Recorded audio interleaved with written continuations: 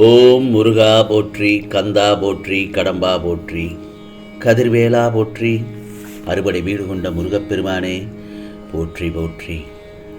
என் செல்ல பிள்ளையே, உன் கஷ்டத்திற்கு இன்றுதான் இறுதி நாள். இந்த திருச்செந்தூர் முருகனை நம்பினால் கேள் என் செல்லமே. உன்னிடம் நான் சொன்னபடி உன் வேலையை முடித்துக் கொடுக்க தயாராகிவிட்டேன். உனக்கு சந்தோஷம்தானே? அப்படி இருக்கும் பட்சத்தில் நான் கொடுப்பதை நீ பெற்றுக்கொள்ள தயாராக இரு. நீ இத்தனை நாட்களாக எதற்கெல்லாம் தவம் இருந்தாயோ, எதையெல்லாம் வேண்டி வேண்டி அழுது கொண்டிருந்தாயோ, அவை அனைத்தும் உன் கையில் இதோ தரப்போகிறேன். பெற்றுக்கொள்ள தயாராக இரு. உன் மனமோ சந்தோஷத்தில் அந்த தருணத்தில் துள்ளி துள்ளி குதிக்கப் போகிறாய். முருகா முருகா என்று எனக்கு நன்றி சொல்ல ஓடோடி வருவாய். உன் வாழ்க்கையிலும் சந்தோஷம் நிறையப் போகிறது. உன் கஷ்டத்திற்கு இன்றுதான் கடைசி நாள். கவலைப்படாதே. உன் பல நாள் கனவுகளும் பலிக்கப் போகிறது. உன் கஷ்டங்கள் அனைத்தும் அந்த சுவடு தெரியாமல் மறையப் போகிறது. உன் வாழ்க்கையில் உள்ள தடைகள் எல்லாம் படிக்கல்லாக மாறிவிட்டது. நீ பட்ட துன்பங்கள் எல்லாமே காணாமலேயே போய்விடும். நீயே ஆச்சரியப்படும் அளவுக்கு பல அதிசயங்கள், அடுக்கடுக்காக பல நிகழ்வுகளும், நல்லதொரு நன்மை தரும் நிகழ்வுகளும் உனக்கு நடைபெற இருக்கிறது. என் வார்த்தைகள் மீது முழு நம்பிக்கை வைத்தால் மட்டுமே எல்லாம் நடக்கும். புரிகிறதா?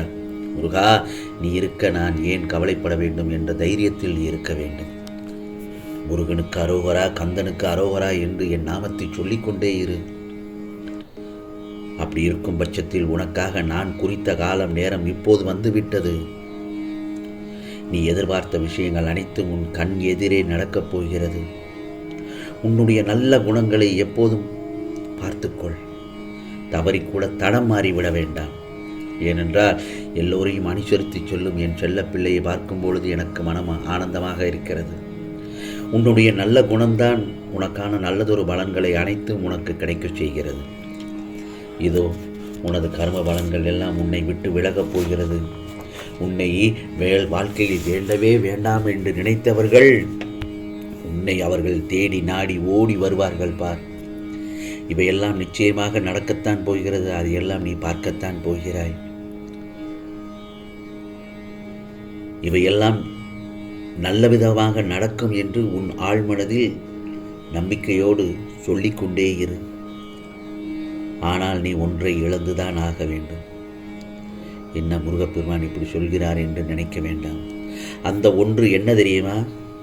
அவ்வப்போது உன்கிட்ட இருக்கின்ற கோபம். உன்னிடம் இருக்கும் வேண்டா வெறுப்புகளை அடியோடு விட்டுவிட வேண்டும். கோபம் வேண்டாம் என்று செல்லவே. அது பொல்லாதது.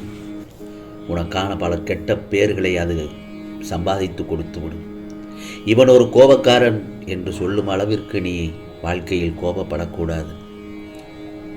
இந்த முருகப்பெருமான் சொல்வதை கேட்பாய்தானே? நிச்சயமாக நான் சொல்வதை கேட்டால் நிச்சயமாக நீ நினைத்ததையெல்லாம் நான் நடத்தி காட்டுவேன். உனது கோரிக்கைகள் அனைத்தையும் நிறைவேற்றி உன்னை ஆனந்தமாக இருக்கச் செய்யப் போகிறேன். நிச்சயமாக நீ வேண்டிய அனைத்தும் உன்னிடம் கிடைக்கும் தருணம் இதுதான். கடைசி கஷ்டத்தில் தான் இருக்கிறாய்.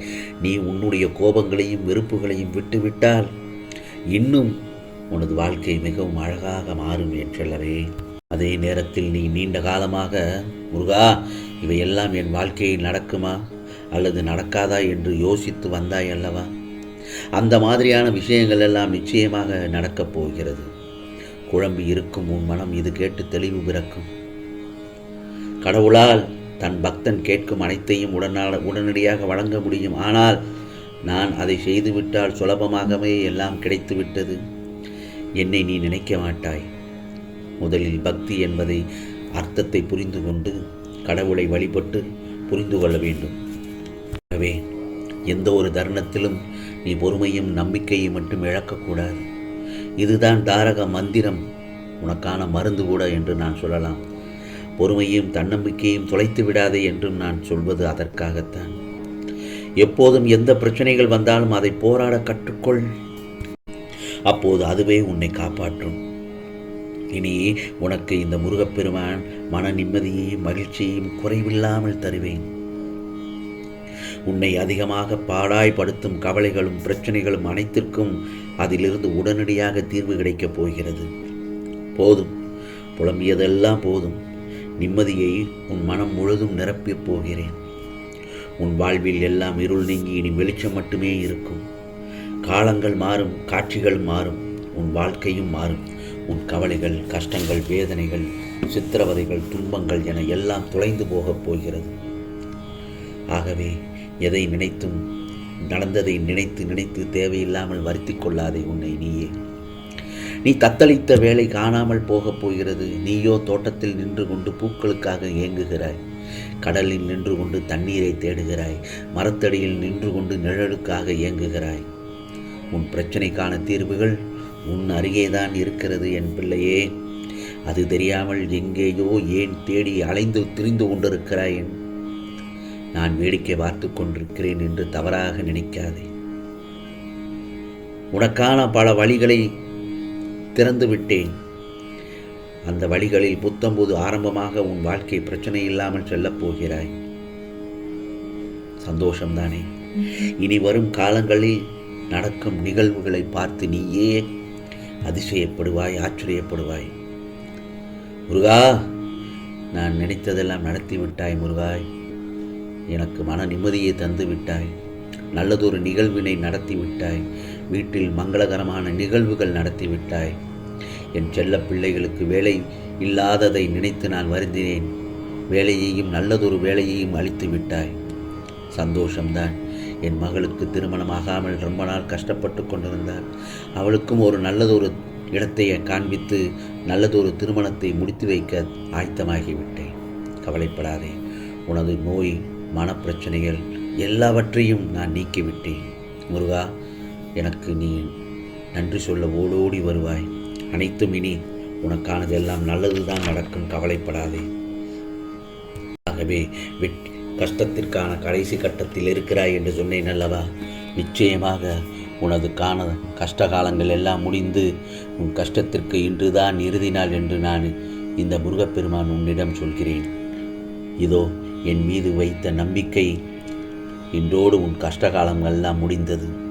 இனி உன் வாழ்க்கை மங்களகரமாக அமையும். வெற்றிகள் உன்னை வந்தடையும். ஆம் செல்லமே, என் துணையோடு தைரியமாக மீண்டும் களத்தில் இறங்கு.